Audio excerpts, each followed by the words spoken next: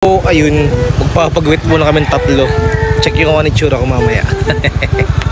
So, nandito na nga kami sa barbershop. Akala mo si Gating first time paggugupitan ulit eh. Nauna nga pala si Kuyang gupitan ng barbero. Ayan, di ba? Tapos si Gating na rin pala ang sumunod. Oh, di ba? Hindi na umiiyak. Ang laki ng improvement. Ako nga dito, magpapagupit na rin pala. Mga 2 taon pa pala nakalipas ako huli nagpagupit. So, ayan, nag-decide na pala ako magpagupit dahil medyo nabibigatan na ako sa buhok ko eh. So, sobrang tagal ko nga hindi nagpagupit. Di ko nga alam kung anong sasabihin ko sa barbero, kung anong gupit bang gusto ko eh. Pero parang nag-gets naman ni Kuyang barbero yung aking gustong mangyari doon sa aking gupit, di ba? So, ayan, tapos na rin pala akong gupitan. Tapos yung mga bata tapos na rin palang gupitan.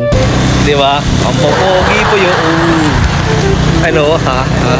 Oh, di ba?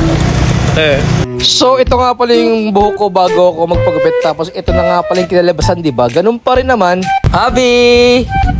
Abi! Wala, di na ako kalala? Di mo na ako kalala? Lagot na. Ito na nga pala yung itsura ko. After magpagupit, wala pa rin pinagbago. Yung buhok lang, ganun pa rin, pangat pa rin, diba? So, ayan. Ay.